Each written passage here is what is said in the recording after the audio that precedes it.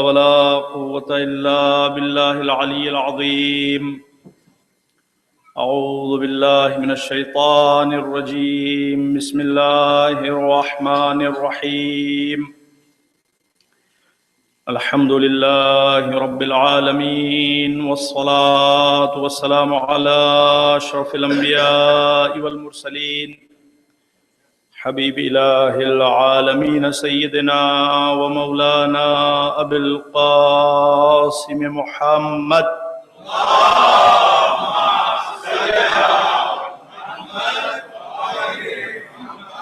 وعلى أهل بيته الطيبين الطاهرين المعصومين المظلومين، ولعنة الله على أعدائهم أجمعين. أما بعد، فقد قال رسول الله صلى الله عليه وآله وسلم: حسين مني وأنا من حسين. صلوات. بسم الله.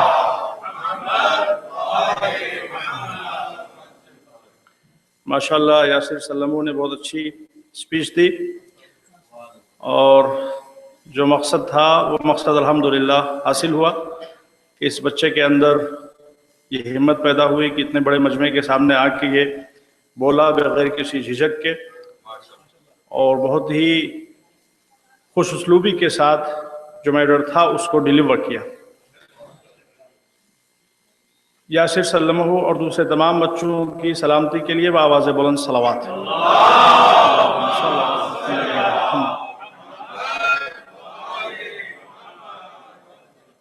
انشاءاللہ نیکسٹ اسپیکر جو کل نہیں پرسوں کی اسپیچ میں اپنی پروگرام میں اپنی اسپیچ انشاءاللہ ڈیلیور کریں گے، وہ آلریڈی ڈٹرمنڈ ہے، اور وہ خود ہمارے پاس آئے اور انہوں نے آ کے اپنے کو والنٹیئر کیا.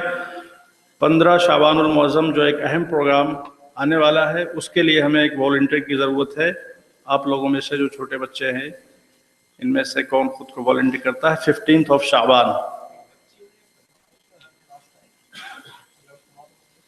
کتنی بڑی بچی تو نہیں ہے؟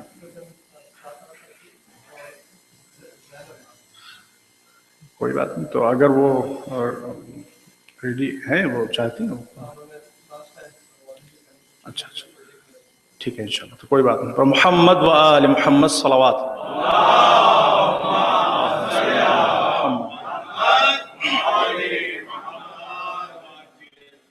رسول اللہ صلی اللہ علیہ وآلہ وسلم کی جو حدیث ہم نے آپ کے سامنے پڑھی وہ بہت مشہور حدیث ہے، اور خدا کا شکر ہے کہ ایک ایک بچے کو وہ حدیث یاد ہے. حسین منی و انا من حسین. عام طور سے اس حدیث کو لوگ حسین منی و انا من الحسین پڑھتے ہیں، حالانکہ اس کا صحیح پروننسیشن حسین منی و انا من حسین، من الحسین نہیں، عربی گرامر کے اعتبار سے.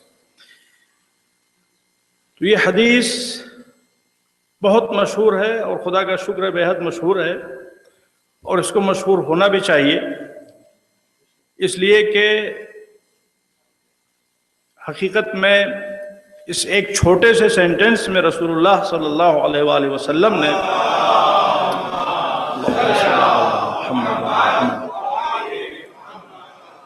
پوری دنیا کو یہ بتا دیا کہ اسلام کی بقا کہاں اور کس سے وابستہ ہے. لیکن اگر انسان اس جملے کی گہرائی کو سمجھنا چاہتا ہے تو اسے پہلے قرآن کریم کے ذریعے سے، کہ اس میں 2 جملے ہیں حقیقت میں. حسین منی، حسین is from me، اور دوسرا سینٹنس ہے وَأَنَا مِنْ حُسَيْن، and I'm from حسین. تو جو پہلا جملہ ہے پہلے اسی کو سمجھ لیا جائے، دوسرے جملے کی تو خیر بات ہی الگ ہے. پہلے جملے کی عظمت کو سمجھنا بھی آسان نہیں ہے. حسین مجھ سے ہے، یہ کہنے والا کون ہے؟ رسول اللہ صلی اللہ علیہ وآلہ وسلم.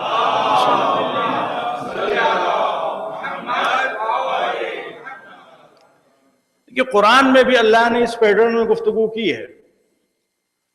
جب آپ سورہ مبارکہ بقرہ کی تلاوت کرتے ہیں تو سورہ بقرہ میں ایک واقعہ اللہ نے بیان کیا ہے، طالوت اور جالوت کا واقعہ۔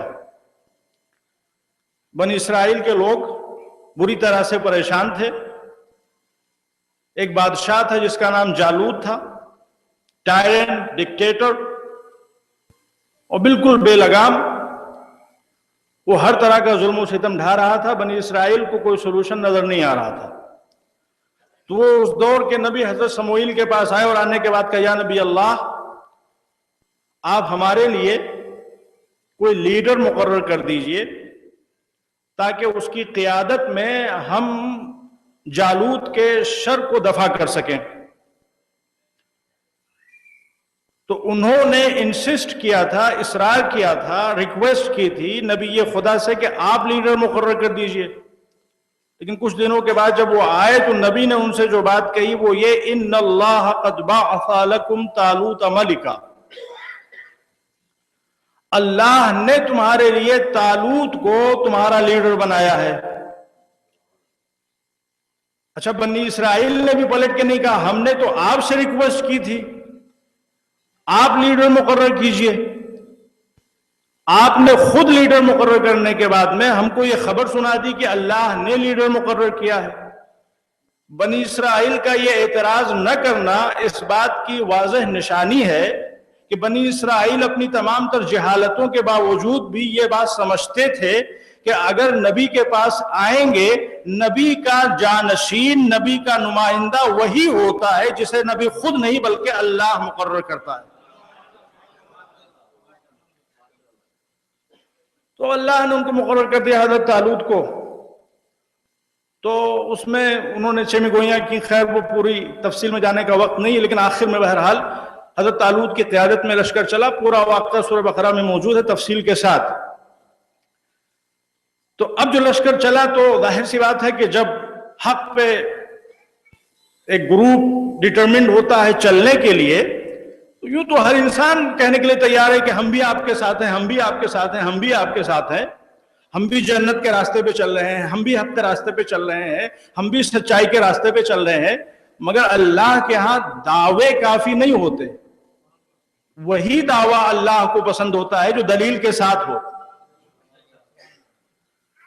تو اب کون حق کے ساتھ چلتا ہے اور کون نہیں چلتا، کس کی بات میں سچائی ہے، کس کی بات میں سچائی نہیں ہے، اس کو ڈٹرمن کرنے کے لیے ایک ٹیسٹ رکھا گیا۔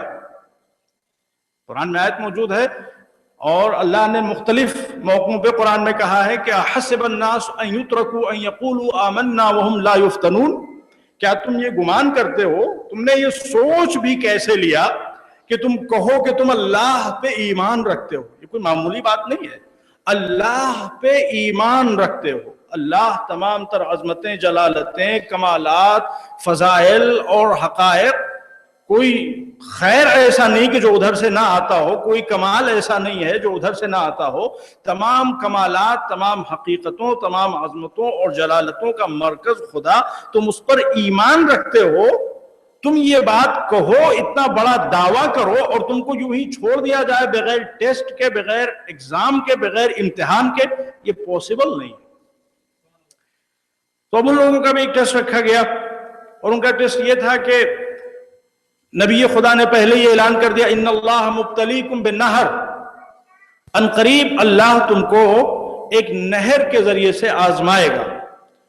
جب تم راستہ چل رہے ہو تو جس راستے پہ چل رہے ہو اسی راستے کو آگے بڑھتے رہو گے، ڈیزرٹ سے گزر ہوگا اور اس میں ظاہر سی بات ہے اسکورچنگ سن لائٹ اور شدید پیاس، اور پھر اس کے بعد میں تمہارے سامنے ایک نہر آئے گی، تو وہی تمہارا ٹیسٹ ہوگا کہ تمہیں اس میں سے پانی نہیں پینا ہے سوائے ایک چلو کے،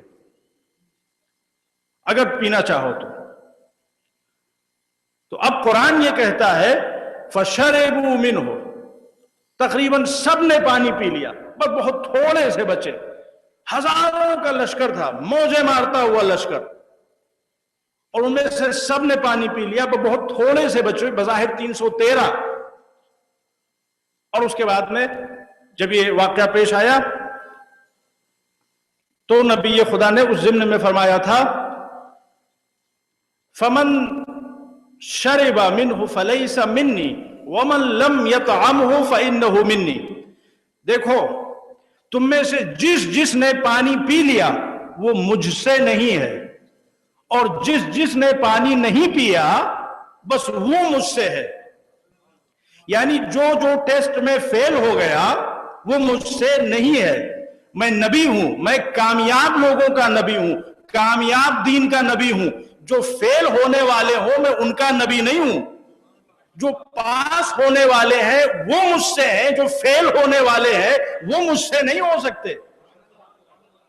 اس لیے کہ اگر فیل ہونے والے مجھ سے ہو جائیں تو مجھے تو فیلئر کا نبی کہا جائے گا. میں سکسس کا اور پروسپیرٹی کا نبی بن کے آیا ہوں. تو اب آپ یہاں پہ جملے کی باریکی پہ غور کیجئے. فمن تبعنی فمن شرب منہ فلیس منی ومن لم یطعمہ فانہ منی. جس نے پانی پی لیا وہ مجھ سے نہیں ہے. یعنی طالوت بنی اسرائیل کے نبی کے جانشین، ان سے ہونے کے لیے آپ غور فرمائیے، ان سے ہونے کے لیے شرط کیا ہے کہ امتحان میں مکمل طور پر کامیابی ملے. تو کسی عام نبی سے ہونے کے لیے بھی بنیادی شرط یہ ہے کہ انسان مومن ہو، متقی ہو، پرہیزگار ہو، اللہ کی راہ میں جان قربان کرنے کا جذبہ رکھتا ہو. یہ تمام شرطیں اپنی جگہ کے اوپر on top of them، اور ان شرطوں میں جب ٹیسٹ لیا جائے تو اس ٹیسٹ میں بھی کامیاب ہو تب جا کے وہ بنی اسرائیل کے ایک نبی سے ہوتا ہے. تو اب آپ تصور کیجئے محمد مصطفیٰ صلی اللہ علیہ وآلہ وسلم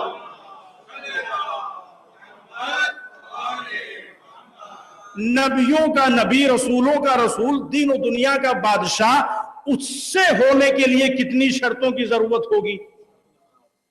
اور فرمائیں آپ. تو آپ اس جملے کی باریکی پہ غور کیجئے.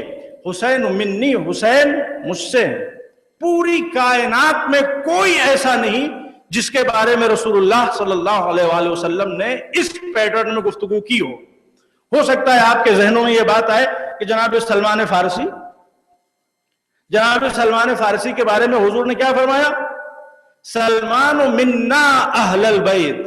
منی اور منا میں بڑا فرق ہوتا ہے. منی کا مطلب ہوتا ہے مجھ سے ہے، میری ذات سے ہے.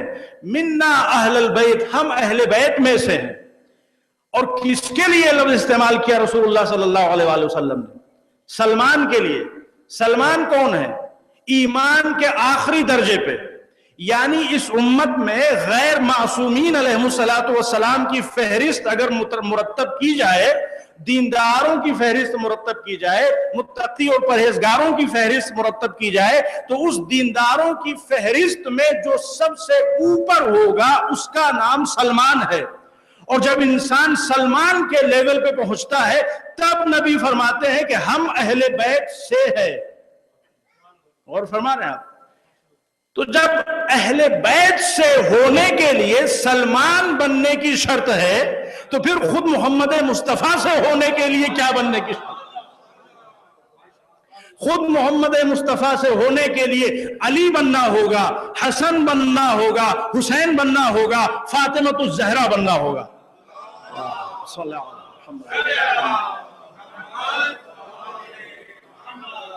علی منی وانا من، علی مجھ سے اور میں علی سے.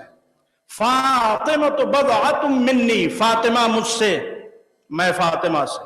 حسن منی وانا من، حسن مجھ سے اور میں ان سے. اچھا دیکھیں یہاں پر بھی ایک باریکی ہے، پتہ نہیں آپ نے غور کیا کہ نہیں. میں نے تمام حدیثیں پڑھ دی آپ کے سامنے. فاطمہ بضعۃ منی، علی منی وانا منہ، حسن منی وانا منہ. لیکن جو امام حسین کے لیے کہا تو کیا کہا؟ حسین منی وانا من حسین. جب مولا علی کے لیے رسول اللہ نے یہ بات کی تو آپ نے ضمیر یوز کیا، علی مجھ سے اور میں ان سے، میں ان سے. حسن مجھ سے اور میں ان سے، فاطمہ مجھ سے اور میں ان سے. مگر جب امام حسین کا ذکر کیا تو رسول اللہ نے فرمایا حسین منی وانا من حسین، حسین مجھ سے اور میں حسین سے۔ دیکھیں ضمیر میں اور اسم میں فرق ہوتا ہے، ناؤن میں اور پروناؤن میں فرق ہوتا ہے۔ ناؤن نام، اسم، اور پروناؤن ذات، سیلف۔ گویا رسول اللہ صلی اللہ علیہ وآلہ وسلم اس طرح سے فرق قائم کر کے پوری دنیا کو امام حسین علیہ السلام کی ایک انوکھی فضیلت کی طرف متوجہ کرنا چاہتے ہیں۔ علی مجھ سے اور میں علی سے، علی مجھ سے اور میں علی سے، یعنی میں علی کی ذات سے وابستہ ہوں۔ فاطمہ مجھ سے اور میں ان سے، فاطمہ مجھ سے اور میں فاطمہ کی ذات سے وابستہ ہوں۔ حسن مجھ سے اور میں ان سے، مجھ سے اور میں ان کی ذات سے وابستہ ہوں۔ جب تک ذات علی باقی رہے گی، ذات فاطمہ باقی رہے گی، ذات حسن باقی رہے گی، محمد مصطفیٰ بھی باقی رہیں گے۔ لیکن حسین کے ساتھ امتیاز یہ رکھا گیا ہے کہ حسین منی وانا من حسین، حسین مجھ سے اور میں حسین سے۔ حسین کا نام رسول اللہ نے ذکر کیا دوسرے جملے میں، پوری دنیا کو یہ پیغام دینے کے لیے کہ باقی جو اہل بیت علیہ السلام ہے، میرا وجود ان کی ذات سے وابستہ ہے، لیکن حسین یہ وہ نام ہے کہ میرا وجود ذات حسین سے بھی وابستہ ہے اور نام حسین سے بھی وابستہ ہے۔ جب تک ذات حسین باقی رہے گی محمد زندہ رہیں گے، جب تک نام حسین باقی رہے گا محمد زندہ رہیں گے۔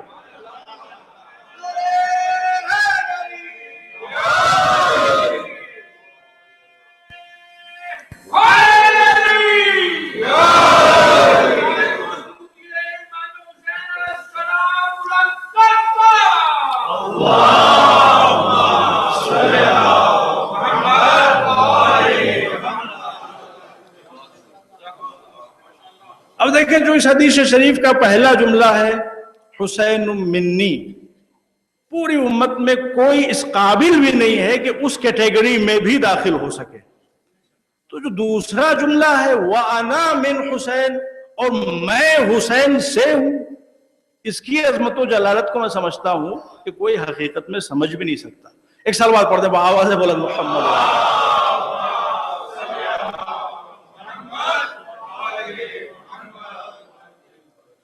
یہ امام حسین علیہ السلام حقیقت میں ہماری آئیڈینٹی ہے۔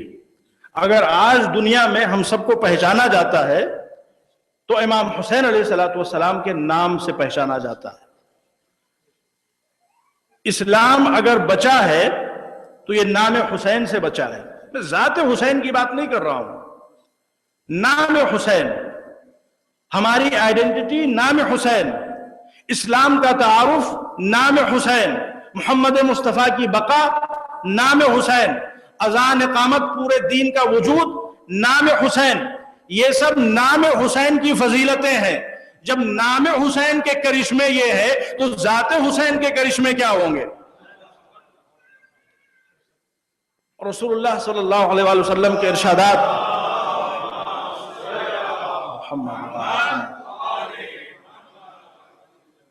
ان الحسین مصباح الہدی وسفینۃ النجات، حسین کشتی نجات اور چراغ ہدایت۔ معصوم سے پوچھا گیا فرزند رسول، یہ آپ کیا فرما رہے ہیں؟ آپ کے جد بزرگوار نے کیا فرمایا؟ ہماری سمجھ میں نہیں آتا۔ اولستم کلکم سفن النجات، کیا آپ سب کے سب کشتی نجات نہیں ہے؟ امام حسین کے لیے اسپیسیفکلی حضور نے کیوں فرمایا ان الحسین مصباح الہدی وسفینۃ النجات؟ حسین چراغ ہدایت اور کشتی نجات۔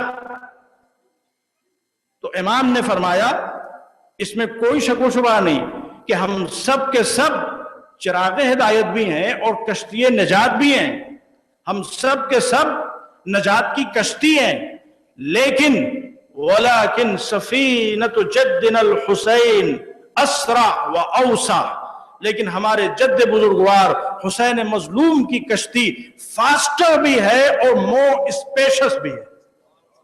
یہ امام کا سینٹنس ہے۔ اور آپ دیکھیے اس وقت جتنے لوگ مذہب اہل بیت تک پہنچتے ہیں اور مذہب اہل بیت کو قبول کرتے ہیں، اگر ان کی پوری ایک لسٹ تیار کیجیے آپ، اور کتابیں موجود ہیں کہ جس میں باقاعدہ طور پر وہ لوگ کہ جنہوں نے باطل سے نکل کر حق کی روشنی پائی ہے، باطل کے اندھیروں سے نکل کر حق کے نور میں آئے ہیں، ان لوگوں کی کمی نہیں ہے اس دنیا میں، بڑے بڑے اسکولرز، اور یہ خود ہمارے مذہب کی حقانیت کی دلیل اگر آپ غور فرمائیں، ہم نے ٹو بی آنیسٹ اپنی پوری لائف میں آج تک نہیں سنا، اب وہ کوئی سربراہ انسان ہو پیسوں کے لیے اور اس کے لیے اور اس کے لیے وہ اپنا مذہب بدل دے تو اس کی بات الگ ہے، ہم اس کی بات نہیں کر رہے ہیں، لیکن کوئی انصاف پسند انسان، کوئی سمجھدار انسان، کوئی پڑھا لکھا انسان ادھر سے ادھر گیا ہو، ہم نے آج تک نہیں سنا اور نہیں دیکھا کہ کوئی پڑھا لکھا حسینی کسی اور مسلک میں چلا گیا ہو، کسی اور مسلک سے وابستہ ہو گیا ہو۔ لیکن آپ ہمارے یہاں دیکھیے ماشاءاللہ ایک بہت بڑی تعداد نظر آئے گی ان لوگوں کی، تقریباً ہر مجمع میں، کوئی مجمع ہمارا ایسا نہیں ہے، کوئی شہر ہمارا ایسا نہیں ہے کہ جہاں پہ 10-20 افراد ایسے نہ دکھائی دیں جو ادھر سے ادھر آئے ہوں، اور یہی دلیل، اور یہ جو آنے والے ہیں بڑے بڑے اسکولرز، ایسا نہیں کہ کوئی ان کو پیسے کی پرابلم تھی اور پیسے کی لالچ میں یا نوکری کی لالچ میں یا کسی اور چیز کی لالچ میں ادھر آئے ہوں، بالکل بے نیاز بڑے بڑے اسکولرز، ٹاپ کلیرکس، وہ باقاعدہ طور پر جو ریسرچ کرتے ہیں تو ریسرچ کرنے کے بعد میں ان کو پناہ دامن حسین میں ملتی ہے۔ نہ جانے کتنے ایسے اسکولرز ہیں جنہوں نے کتاب لکھی ہے اور کتاب کا ٹائٹل ہی یہ رکھا ہے لقد شیعانی الحسین، مجھے حسین نے شیعہ بنایا، مجھے حسین نے شیعت کے دروازے تک پہنچایا۔ تو امام حسین علیہ السلام ہماری آئیڈنٹیٹی ہے، اور رسول نے بالکل بجا فرمایا تھا، حضور کریم صلی اللہ علیہ وآلہ وسلم نے، ان الحسین مصباح الہدی وسفینۃ النجات، حسین چراغ ہدایت اور کشتی نجات ہیں۔ ایک صلوات پڑھیں محمد وآلہ محمد۔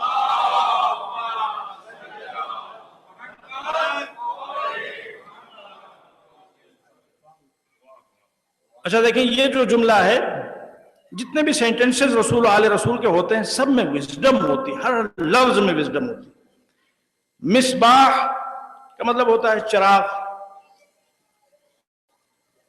اور سفینہ کا مطلب ہوتا ہے کشتی۔ یہ دو الگ الگ لفظ رسول اللہ نے کیوں استعمال کیے؟ سینونیمز نہیں ہیں یہ دو الگ الگ مسائل کی طرف اور حقائق کی طرف اشارہ ہے۔ دیکھیں انسان یا زمین کے اوپر زندگی گزارتا ہے یا پھر پانی میں وہ سفر کرتا ہے۔ انسان جب سفر کرتا ہے، زمین، اب ظاہر سی بات ہے جو فضا ہے وہ بھی زمین کا حصہ ہے، یا زمین میں انسان سفر کرے گا یا یہ کہ انسان پانی میں سفر کرے گا، یا لفظوں کو بدل کے یوں کہا جائے کہ انسان کو دو طرح کے گائیڈز کی اور دو طرح کی ہدایت کی اور انسٹرکشن کی ضرورت ہوتی ہے اپنے سفر کو کامیابی کے ساتھ منزل مقصود تک پہنچانے کے لیے۔ اگر وہ زمین کے اوپر سفر کر رہا ہے یا فضاؤں میں سفر کر رہا ہے تو اسے جس چیز کی ضرورت ہوتی ہے اسے کہا جاتا ہے روشنی، اور فرمان ہے آپ، اسے روشنی کی ضرورت ہوتی ہے۔ اور اگر انسان دریاؤں میں سفر کر رہا ہو، سمندروں میں سفر کر رہا ہو تو اسے منزل مقصود تک پہنچنے کے لیے جس چیز کی ضرورت ہوتی ہے اسے کہا جاتا ہے بوٹ، سفینہ۔ تو حضور نے فرمایا ان الحسین مصباح الہدی وسفینۃ النجات، اور زمین یا فضا میں جب انسان سفر کرتا ہے تو جو چیز اس کے سفر کو ڈسٹرب کر سکتی ہے اس کو طوفان کہا جاتا ہے، اور سمندر میں جب انسان سفر کرتا ہے تو جو چیز اس کے سفر کو ڈسٹرب کر سکتی ہے اس کو دریا کی موجیں کہا جا سکتا ہے۔ تو رسول اللہ صلی اللہ علیہ وآلہ وسلم نے انہی حقائق کی طرف اشارہ کرتے ہوئے امت کو یہ پیغام دیا کہ دیکھو جب تم اسپریچول سفر کرو گے، جب تم روحانی سفر کرو گے تو یا تمہارے ڈوب جانے کا خطرہ ہوگا یا بہک جانے کا خطرہ ہوگا۔ تم بہکنے نہ پاؤ اس کے لیے حسین چراغ ہدایت ہے، تم ڈوبنے نہ پاؤ اس کے لیے حسین کشتی نجات ہے۔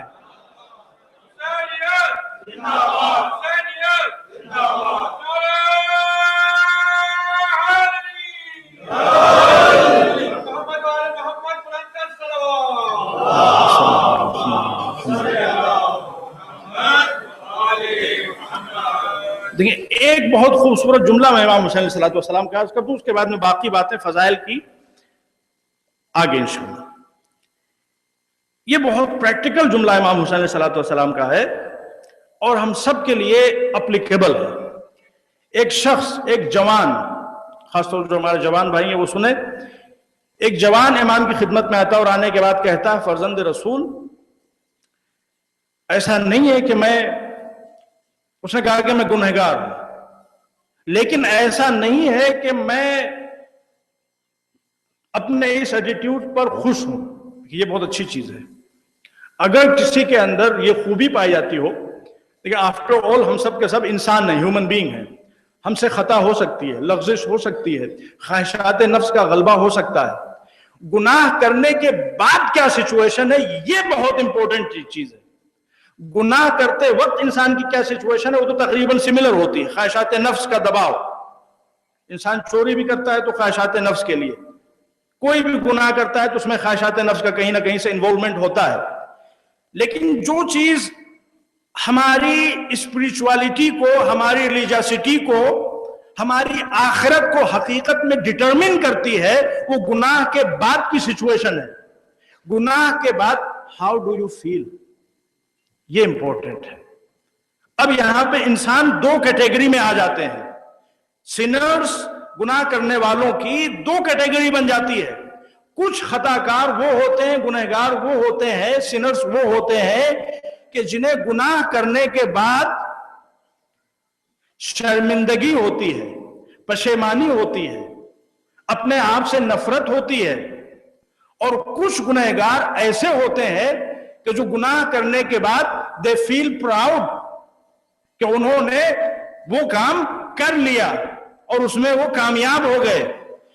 روایتوں میں ملتا ہے کہ اگر گناہ کرنے کے بعد تمہارے اندر شرمندگی پیدا ہو، تم ڈاؤن فیل کرو، تم اپنے آپ کو گلٹی فیل کرو، تو اللہ کا شکر بجا لاؤ، اس لیے کہ ابھی تمہارا دل سیاہ نہیں ہوا ہے، ابھی تمہارے دل پہ مہر نہیں لگائی گئی ہے۔ لیکن اگر خدا نہ خواستہ گناہ کرنے کے بعد تمہیں احساس شرمندگی نہ ہو، احساس ندامت نہ ہو، احساس گناہ نہ ہو، بلکہ احساس سرور ہو، احساس وجد ہو، احساس فخر ہو، اور تم اس پر اکڑ کر چلنے کی کوشش کرو اور اس پر فخر کے ساتھ پراؤڈ فیل کرو اپنے آپ کو، تو بس سمجھ جاؤ کہ یہ آخری منزل ہے، ایمان کی شمع بس بجھنے والی ہے، بالکل الرٹ ہو جاؤ۔ یہ قساوت قلب کی نشانی۔ تو دیکھیں گناہ کسی سے بھی ہو سکتا ہے، لیکن گناہ کے بعد ہر انسان کا فرض یہ ہے کہ گناہ ہو گیا انسان سے، شہوت کا غلبہ ہو گیا، خطا ہو گئی، لغزش ہو گئی، فوراً توبہ کرے۔ توبہ میں تاخیر مناسب نہیں ہے کہ آج ہم سے یہ خطا ہو گئی ہے اب ہم کر لیں گے توبہ، 2 دن بعد کر لیں گے، 4 دن بعد توبہ کر لیں گے، نہیں۔ اور توبہ کی فلسفی کا وہ انشاءاللہ ہم پھر کبھی عرض کریں گے، توبہ کا مفہوم کیا ہے۔ بنیادی مقصد توبہ کا یہ ہے، توبہ کا مطلب ہوتا ہے ریٹرننگ، یعنی اب ہم جب انسان گناہ کرتا ہے تو اپنی پاک فطرت جس پہ اللہ نے انسان کو پیدا کیا، ہر انسان کو اللہ نے پاک پیدا کیا۔ ہمارا عقیدہ وہ نہیں ہے جو نعوذ باللہ ہمارے عیسائی بھائیوں کا ہے کہ انسان نیچرلی سن کے ساتھ پیدا ہوتا ہے، بائی برتھ انسان سن کے ساتھ پیدا ہوتا ہے، اس سن کی وجہ سے جو ان کے اعتبار سے حضرت آدم علیہ السلام سے سرزد ہوا، ہمارے اعتبار سے وہ سن تھا ہی نہیں، ترک اولا تھا۔ تو کہتے ہیں کہ جب انسان پیدا ہوتا ہے، جو انسان بھی پیدا ہوتا ہے you are born with sin، لیکن ہمارا جو عقیدہ اس سلسلے میں ہے وہ بالکل ڈیفرنٹ ہے کہ ہر انسان پاک پاکیزہ بالکل مقدس پیدا ہوتا ہے، فطرت اللہ التی فطر الناس علیہا۔ تو جب انسان گناہ کرتا ہے تو جو پاک فطرت ہوتی ہے اس پاک فطرت سے وہ دور ہو جاتا ہے۔ جیسے جیسے انسان گناہ کرتا جاتا ہے ویسے ویسے اس پاک فطرت سے جس پہ اللہ نے انسان کو پیدا کیا تھا اس سے وہ دور ہوتا جاتا ہے، اس کے درمیان ڈسٹینس بنتی چلی جاتی ہے۔ توبہ کا مطلب کیا ہوتا ہے؟ پلٹنا۔ جب انسان توبہ کر لیتا ہے تو اللہ دوبارہ وہ پاک فطرت اس کی طرف پلٹا دیتا ہے، یا یہ کہا جائے کہ وہ انسان دوبارہ اس پاک فطرت کی طرف پلٹ آتا ہے۔ یہ توبہ کا مطلب ہے۔ تو انسان کو فوراً توبہ کرنا چاہیے۔ اگر آپ راستہ چل رہے ہو، راستہ چلتے چلتے آپ کو پتا چلے کہ آپ کو یہ ایگزٹ نہیں لینا تھی، آپ نے وہ ایگزٹ لے لی اور آپ راستے سے الگ ہو گئے، جو آپ کی منزل تھی اس سے آپ دور ہونے لگے، تو کیا آپ اسی پہ چلتے چلے جائیں گے؟ جہاں پہ آپ کو موقع ملے گا، فرسٹ اٹیمپٹ، فرسٹ پوائنٹ پہ آپ ٹرن لیں گے اور دوبارہ آپ اسی راستے پہ پلٹ آئیں گے جس راستے سے آپ برگشتہ ہوئے تھے۔ اسی طرح سے دین کے معاملے میں انسان کا جو ایک سفر ہے جو چل رہا ہے، انسان مسافر ہے اور منزل اللہ سبحانہ و تعالی ہے۔ اگر انسان گناہ کرتا ہے تو گناہ کرنے کا مطلب یہ ہے کہ وہ منزل مقصود جو اللہ سبحانہ و تعالی ہے اس سے دور ہو گیا، اس نے ایک طرح سے سمجھ لیجئے کہ غلط راستہ اختیار کر لیا ہے، غلط راستے پہ چل پڑا ہے۔ تو اب اگر غلط راستے پہ چلتا چلا جائے گا تو جتنا زیادہ چلتا چلا جائے گا اتنا زیادہ وہ اپنی منزل مقصود سے دور ہوتا جائے گا۔ تو یہاں اسپریچول میدان میں بھی عقل کا تقاضا یہ ہے اور شرع کا تقاضا یہ ہے کہ فوری طور پہ انسان اپنے آپ کو پلٹائے، جہاں پہ اس کو موقع ملے، جہاں پہ متوجہ ہو کہ اس سے خطا ہوئی، اس سے غلطی ہوئی، مسٹیک ہوئی، فوراً پلٹ کے آ جائے۔ اسی کا نام ہے توبہ۔ تو وہ جو جوان آیا امام کی خدمت میں، امام حسین علیہ السلام کی خدمت میں آنے کے بعد کہتا فرزند رسول، میں یہ نہیں کہتا کہ میں گنہگار نہیں ہوں، بلکہ میں اقرار کر رہا ہوں کہ میں گنہگار ہوں، لیکن میں جان بوجھ کے گنہگار نہیں ہوں۔ میں چاہتا ہوں اپنے آپ کو گناہ سے بچانا، لیکن کیا کروں کہ بار بار طرح طرح کے وسوسے دماغ میں پیدا ہوتے ہیں۔ میرا نفس ہے اور دوسری طرف شیطان ہے اور تیسری طرف دنیا کے گلیمرز ہیں اور دنیا کی لذتیں ہیں۔ ہر طرف سے میں گھرا ہوا ہوں خطروں میں، اٹریکشنز میں اپنے آپ کو بچا نہیں پاتا۔ میں کیا کروں؟ کوئی نسخہ بتا دیجئے کہ یہ ہم سب کی پرابلم ہے کہ نہیں ہے۔ میں سمجھتا ہوں کہ یہاں جتنے لوگ بیٹھے ہیں ایٹ لیسٹ ان میں کوئی ایسا نہیں ہے کہ جو گناہ کرنا چاہتا ہو اور گناہ کے راستے پر چلنا چاہتا ہو، کوئی ایسا نہیں۔ الحمدللہ الحمدللہ جتنے شیعان اہل بیت ہیں ان کی بنیادی پہچان ہی یہی ہے، جس کے اندر یہ چیز نہ ہو وہ کچھ بھی ہو سکتا ہے، شیعہ اہل بیت نہیں ہو سکتا۔ شیعہ اہل بیت علیہ السلام طہارتوں کا مرکز ہیں۔ ماشاءاللہ بھی اشعار پڑھے گئے، کتنے خوبصورت اشعار پڑھے گئے۔ تو وہ لوگ کہ جو ڈیلیبریٹلی نعوذ باللہ گندگی چاہتے ہوں، گناہ گندگی ہے، وہ طہارتوں کے مرکز سے وابستہ نہیں ہو سکتے۔ اہل بیت طہارتوں کا مرکز ہیں، ہم ان کے چاہنے والے ہیں۔ ہم سب بائی نیچر اگر ہم اہل بیت کے چاہنے والے ہیں تو ہم طہارت پسند ہیں، ہم صفائی پسند ہیں، ہم نیکی پسند ہیں۔ تو یہ ہم سب کا مزاج ہے، لیکن پرابلم کیا ہے کہ ہم چلنا چاہتے ہیں سیدھے راستے پر، گناہوں سے بچنا چاہتے ہیں، نیکیوں کو انجام دینا چاہتے ہیں، لیکن کچھ نہ کچھ رکاوٹ آ جاتی ہے، وسوسے آ جاتے ہیں، دنیا کے اٹریکشن، دنیا کے جھمیلے۔ تو امام حسین علیہ السلام نے اس جوان کو جو نسخہ بتایا وہ حقیقت میں ہم سب کے لیے ہے اور ہم سب کے لیے اپلیکیبل۔ ایک صلوات پڑھیں محمد وآلہ۔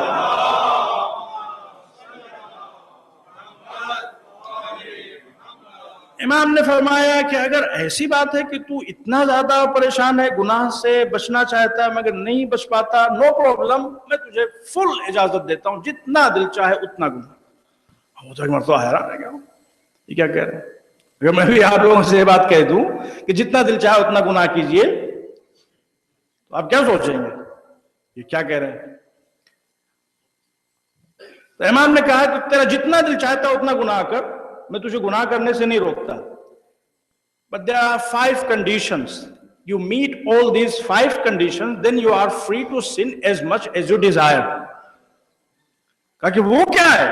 بہت آسان ہو گیا مسئلہ۔ اگر ہم گناہ کرنا چاہتے ہیں اور کچھ کنڈیشنز ہیں اور ان کو ہم فلفل کر کے گناہ کر سکتے ہیں تو بسم اللہ، بتائیے کیا کنڈیشنز ہیں؟ امام نے فرمایا پہلی شرط یہ ہے کہ اگر تو گناہ کرنا چاہتا ہے، اللہ کو ڈس اوبے کرنا چاہتا ہے، تو جو رزق اللہ نے پیدا کیا ہے اس کو یوز نہ کر۔ یہ تو بہت بڑی ناانصافی ہوئی کہ جس کا اردو میں مشہور جس کا کھاتے ہیں اسی کا گاتے ہیں۔ تو اگر انسان کھا رہا ہو اللہ کا اور گا رہا ہو شیطان کا تو یہ تو اردو محاورے کے بھی خلاف ہے، دینی لٹریچر کو تو چھوڑ دیجئے۔ تو امام نے فرمایا کہ اگر تو گناہ کرنا چاہتا ہے، یعنی اللہ کی اطاعت چھوڑ کے شیطان کی اطاعت کرنا چاہتا ہے، تو شیطان کا بنایا کھا، اللہ کا بنایا ہوا کھانا چھوڑ دے، جتنا دل چاہے اتنا گناہ کر۔ کا مولا دوسری شرط یہ ہے کہ اللہ کی حکومت سے باہر نکل جا، پھر جتنا دل چاہے اتنا گناہ کر۔ یہ معصوم، اسی لیے ہم کہتے ہیں کہ اہل بیت علیہ السلام معصوم تھے اور ان کو ہر چیز کا علم تھا۔ کہ امام نے یہ نہیں کہا کہ زمین سے باہر نکل جاؤ، جتنا چاہے اتنا گناہ کر۔ اگر کوئی عام انسان بات کرتا تو کہتا ہے کہ اللہ کی زمین کو چھوڑ دے اور جتنا چاہے اتنا گناہ کر۔ اگر یہ کہا جاتا تو آج کا انسان یہ سوچ سکتا تھا کہ ہم چاند پہ جا کے گناہ کر لیں گے، اس پلینٹ پہ نہ صحیح اس پلینٹ پہ اپنی خواہشات کی تکمیل کر لیں گے، اپنی دل کی بھڑاس نکال لیں گے، شیطان کو سیٹسفائی کر لیں گے۔ مگر امام نے جو لفظ استعمال کیا وہ زمین کا تذکرہ نہیں کیا، فضا کا تذکرہ نہیں کیا، کسی اور پلینٹ کا تذکرہ نہیں کیا، بلکہ فرمایا اللہ کی حکومت سے باہر نکل جا۔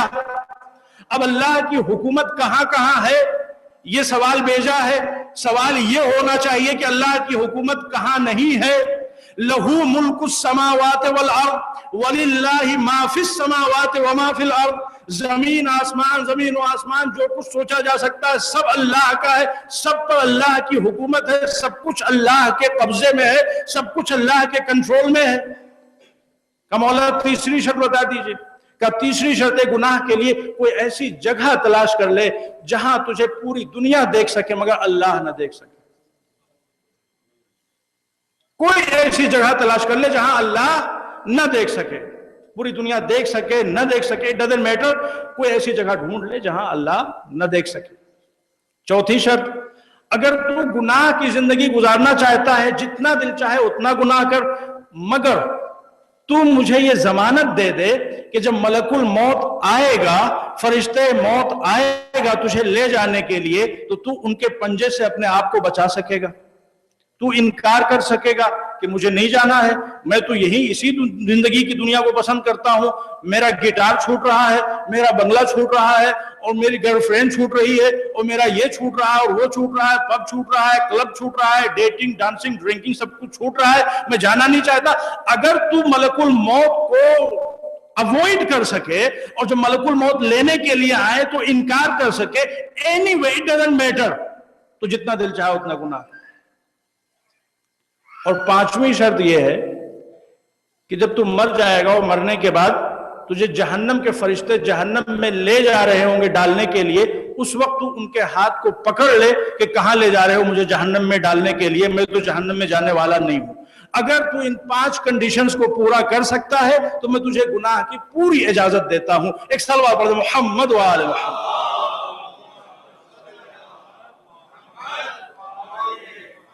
تو دیکھیں جب کبھی ہمارے ذہنوں میں گناہ کا تصور آئے تو یہ 5 کنڈیشن جو امام حسین علیہ السلام نے بیان کی ہیں، انہیں ہمیں اپنے سامنے رکھنا چاہیے اور پوری کوشش کرنا چاہیے عملی طور پر۔ دیکھیں پریکٹیکل لیسن ہے، عملی طور پر ہمیں کوشش کرنا چاہیے کہ ہم کیا ان کنڈیشنز میں سے 5 کو تو چھوڑ دیجئے، کیا کسی ایک کو بھی فلفل کر سکتے ہیں؟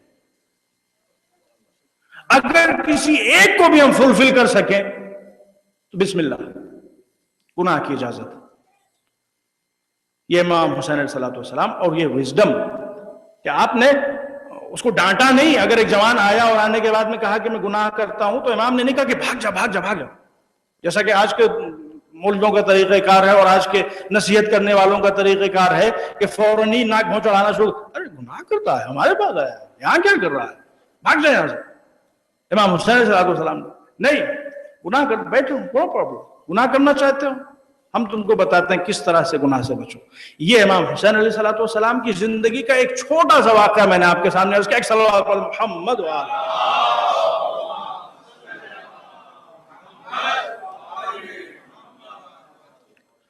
دیکھیں اب 2 واقعے مسجد سے جڑے ہوئے امام حسین علیہ السلام کے، وہ میں آپ کے سامنے عرض کر دوں، بالکل بچپنے کے واقعات، مشہور واقعات ہیں۔ ایک مرتبہ رسول اللہ خطبہ دے رہے تھے اور امام حسین علیہ السلام بیت الشرف سے نکلے. اب ظاہر سی بات ہے جو مولا علی کا گھر تھا اس کا دروازہ رسول اللہ کی مسجد میں کھلتا تھا. شاید میں اس کو اس سے پہلے عرض کر چکا ہوں کہ یہ ایک بہت بڑی فضیلت ہے اہل بیت علیہ الصلوۃ والسلام کی. بہت بڑی فضیلت ہے اہل بیت علیہ السلام کی کہ جب رسول اللہ نے مسجد بنائی تو جتنے لوگ تھے پیسے والے یا جو بھی مخلص لوگ وہ سب آ گئے, اور آنے کے بعد میں آس پاس میں سب انہوں نے گھر لے لیے. اس لیے کہ مسجد اس زمانے میں صرف مسجد نہیں تھی بلکہ وہ سب کچھ تھا. وہ کمیونٹی سینٹر بھی تھا, وہ پارلیمنٹ بھی تھا, وہ ایک طرح سے کورٹ بھی تھی, کچہری بھی تھی, وہ سب کچھ وہی مسجد, وہی گیسٹ ہاؤس بھی تھا, وہی رسول اللہ سب سے ملتے جلتے بھی تھے, سب کچھ وہ مسجد. تو اب جتنے تھے سب کی خواہش ہوتی تھی کہ جو کچھ مسجد میں ہو رہا ان تمام ایکٹیویٹیز سے فلی اویئر رہے, تو سب نے اپنے اپنے دروازے مسجد میں کھول لیے. تو جب لوگوں نے اپنے اپنے دروازے مسجد میں کھولے تو ادھر سے اللہ کا حکم آیا, اور اللہ کے حکم نے لوگوں کی تقدیروں کے دروازوں کو بند کر دیا.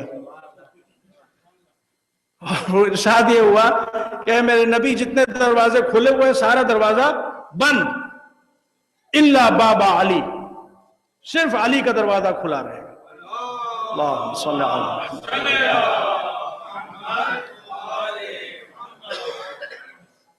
اچھا دیکھیں اس میں ٹیکنیکل مسئلہ جو تھا وہ ہے کہ جو طہارت اہل بیت, عظمت اہل بیت علیہ الصلوۃ والسلام جو ثابت ہوتی ہے اس سے وہ یہ ہے کہ جب انسان کا دروازہ مسجد میں کھلے گا تو وہ کسی بھی حال میں مسجد میں آ جا سکتا ہے.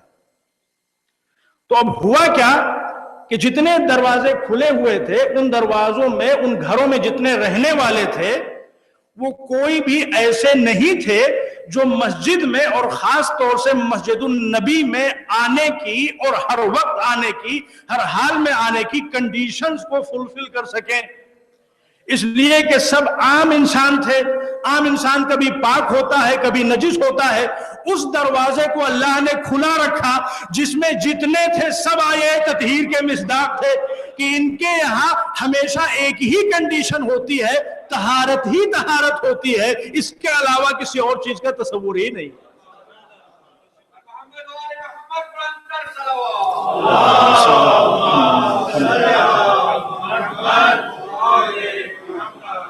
تو امام عالی مقام مسجد میں آ گئے. اس کے بعد میں وہ ذرا سا پیر پھسل گیا. وہ ظاہر سی بات ہے مصلحت پروردگار, ورنہ پیر پھسلنا اس کا تو کہیں سے کوئی تصور نہیں پیدا ہوتا. تو رسول اللہ صلی اللہ علیہ وآلہ وسلم منبر پہ خطبہ دے رہے تھے. آپ خود بنفس نفیس خطبہ چھوڑ کے اترے, امام عالی مقام کو اٹھا کے منبر پہ لے آئے, گود میں بٹھایا, اور گود میں بٹھانے کے بعد اور اس کے بعد میں ایک نئے انداز سے بالکل ایک دوسرا خطبہ شروع ہو گیا. اللہ کے رسول جو بات آپ کر رہے تھے, اگر امام حسین کے بارے میں کچھ کہنا ہی تھا تو امام حسین کو منبر پہ بٹھائے رہتے, گود میں بٹھائے رہتے, جو بات کر رہے تھے اس کو کمپلیٹ کر لیتے, اور اس کے بعد میں جب بیان شریعت ہو جاتا مکمل طور پہ تو حسین کے سلسلے میں کچھ جملے کہہ دیتے. تو ہو سکتا ہے رسول اللہ جواب دیں کہ نادان, میں کوئی ادھر ادھر کی بات نہیں کر رہا ہوں, ابھی تک جو کچھ چل رہا تھا وہ بیان شریعت تھا, اور اب جو میں کہہ رہا ہوں وہ محافظ شریعت کا تعارف ہے. ابھی تک شریعت کا تعارف ہو رہا تھا, اب شریعت کو بچانے والے کا تعارف ہو رہا ہے. تو اس میں نہ موضوع بدلا ہے اور نہ کہیں سے کوئی چیز ادھر ادھر ہوئی ہے. اور پھر اس کے بعد میں دیکھیں اسی مسجد سے ریلیٹڈ ایک واقعہ اور بھی ہوا جسے آپ سبھی حضرات جانتے ہیں کہ ایک مرتبہ رسول اللہ صلی اللہ علیہ وآلہ وسلم نماز پڑھ رہے تھے. آپ سجدے کی حالت میں تھے. یہ رسول اللہ کا طریقہ کار تھا کہ آپ اپنے نوازوں سے بے حد پیار کیا کرتے تھے, اور حضور فرمایا کرتے تھے من کان لہ صبی فلیتصاب لہ. دیکھو بچوں کی تربیت کیسے کرنی چاہیے. کبھی کبھی یہ ہوتا ہے کہ انسان سوچتا ہے کہ وہ بہت بڑا عالم ہے, بہت بڑا ڈاکٹر ہے, بہت بڑا انجینئر ہے اور بہت بڑا فلاسفر ہے, یہ ہے وہ ہے, تو وہ اپنے بچوں کو وہ وقت نہیں دیتا جو اس کو دینا چاہیے. اپنے بچوں کے ساتھ اس طرح سے نہیں رہتا جس طرح سے اس کو رہنا چاہیے. یہ اسلام کی خوبصورتی ہی یہ ہے کہ اسلام نے کوئی بھی پہلو چھوڑا نہیں ہے. حضور فرماتے ہیں من کان لہ صبی فلیتصاب لہ.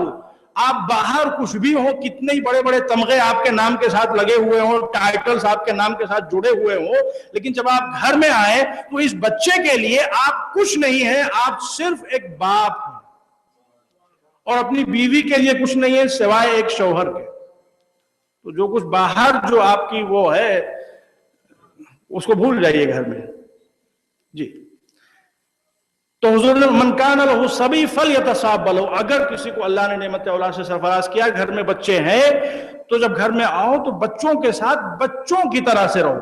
جو ترجمہ ہوگا اس حدیث کا وہ یہ ہوگا من کان لہ صبی، جس کے پاس بچے ہوں وہ بچوں کے ساتھ بچوں کی طرح سے رہے، بچوں کے ساتھ بڑوں کی طرح سے نہ رہے کہ بچے ذرا سا شور کیا، انہوں نے اونچی آواز میں بات کی اور فوراً کان کھڑے ہو گئے اور چیخنا شروع کر دیا اور ڈانٹنا شروع کر دیا اور مارنا شروع کر دیا. نہیں، بچوں کی اگر تربیت کرنا چاہیں تو آپ کو بچہ بننا ہوگا، ان کے ساتھ گھلنا ملنا ہوگا اور ان کی باتوں کو، ان کی نفسیات کو اچھی طرح سے سمجھنا ہوگا. اگر آپ بچوں کے ساتھ فرینڈلی نہیں ہوں گے، بچوں کے ساتھ آپ کی دوستی نہیں ہوگی، تو بچوں کی ضروریات کیا ہے دنیاوی اعتبار سے، دینی اعتبار سے ہم نہیں سمجھ سکیں گے، اور ساتھ ہی ساتھ بچوں کی پرابلمز کیا ہے وہ بھی ہم سے چھپائیں گے، ہم اس کو بھی نہیں سمجھ سکیں گے. تو جب تک ہم پرابلمز نہیں سمجھ سکیں گے اس کا سولوشن کہاں سے پیش کر پائیں گے؟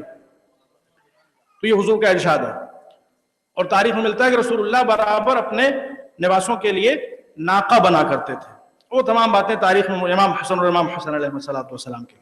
تو واقعہ یہ ہوا کہ جب آپ مسجد میں نماز ادا فرما رہے تھے تو نماز کے دوران بالکل چھوٹے چھوٹے امام حسن اور امام حسین دونوں کے سلسلے میں واقعہ ملتا ہے، لیکن خاص طور سے امام حسین علیہ السلام کے سلسلے میں جو واقعہ ہے وہ مشہور ہے.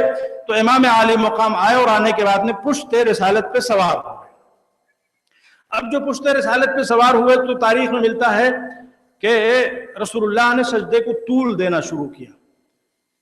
اور ظاہر سی بات ہے اللہ کے رسول حکم پروردگار کے بغیر کوئی کام نہیں کر سکتا. اور 70 مرتبہ رسول اللہ نے ذکر سجود کی تلاوت کی ہے، یعنی 70 ٹائم سجدہ لانگر ہو گیا. اب اس عنوان سے سوچئے کہ اگر مسئلہ رکوع کا ہو، اب آپ لوگوں کی ذہنیت کو آپ اندازہ کیجئے، جو پیچھے نماز پڑھ رہے ہوں گے وہ سب کیا سوچ رہے ہوں گے. یہ ہو کیا گیا رسول اللہ صلی اللہ علیہ وسلم کو؟ میں کچھ ایسے بھی تھے کہ جنہوں نے بعد میں رسول اللہ پہ ہذیان کا الزام لگایا، جنہوں نے رسول اللہ پہ شک کیا، تو ان لوگوں کے دل و دماغ میں، گندے ذہنوں میں تو نہ جانے کیسے کیسے شک و شبہے آ رہے ہوں گے کہ ایسا تو نہیں کہ یہ بھول گئے ہیں، اٹھنا بھول گئے یا کیا ہو گیا ہے، کہ ایسا تو نہیں کہ جو پیچھے رہے ہوں گے کافی پیچھے کہ سو گئے، ان کو نیند آ گئی نعوذ باللہ سجدے میں. طرح طرح کے وسوسے ذہنوں میں آ رہے ہوں گے، تصورات ذہنوں میں آ رہے ہوں گے. لیکن ظاہر سی بات ہے اب حکم پروردگار رسول کے لیے تو رسول اللہ صلی اللہ علیہ وسلم سجدے میں سر و سجود ہیں.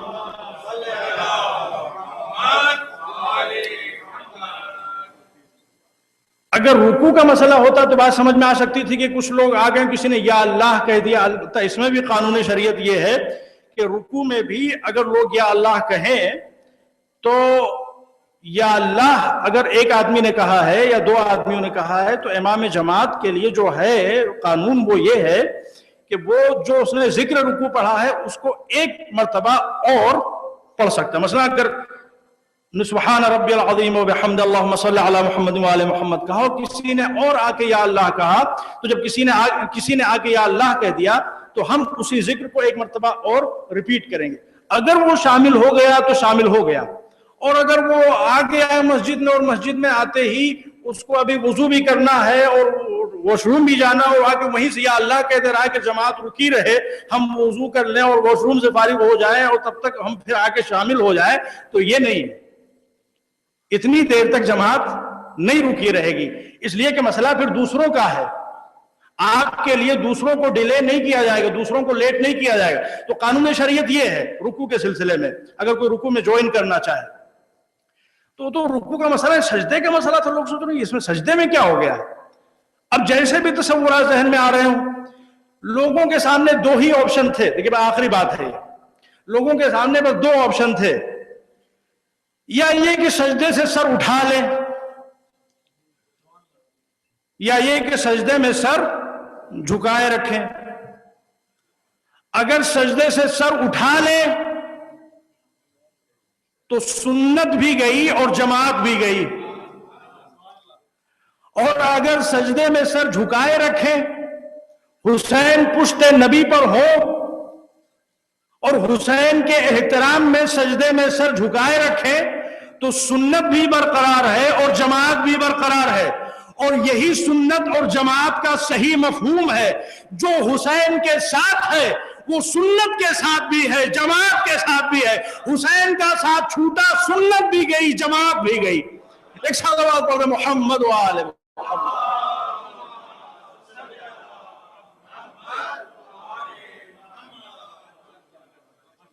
دیکھیں کچھ ایسے لوگ بھی ہیں کہ جو امام حسین علیہ السلام کے بہانے عبادتوں سے گریز کرتے ہیں. امام حسین نے شہادت دے دی، ان کی شہادت امام کو نماز پڑھنے کی ضرورت نہیں ہے. ایسے لوگ بھی ہیں. امام حسین علیہ السلام نے بچپنے میں دوش رسالت پہ سجدے کی حالت میں آ کے اور رسول کے اور پوری امت کے سجدے کو 70 ٹائمز لانگر بنا کر پوری دنیا کو یہ پیغام دیا کہ حسین اس عابد کا نام ہے، اللہ کے اس عبد کا نام ہے کہ جو بچپنے میں کھیلتا بھی ہے تو طول سجود کا سبب بنتا ہے، سجدوں سے بیزاری کا سبب نہیں بنتا.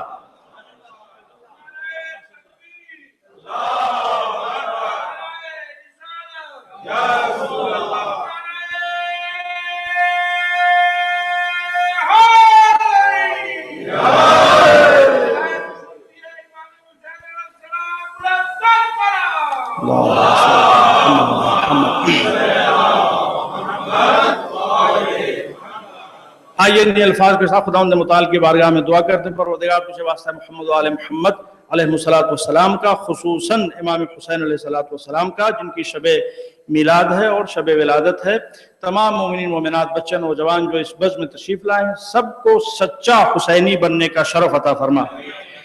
اس دنیا میں ہم سب کو امام حسین کے بتائے ہوئے عزت و افتخار کے راستے پر چل کر دنیا اور آخرت کی کامیابیوں سے سرفراز ہونے کی توفیق عطا فرما، اور قبر میں، برزخ میں، محشر میں، ہر جگہ امام حسین علیہ السلام کی شفاعت نصیب فرما.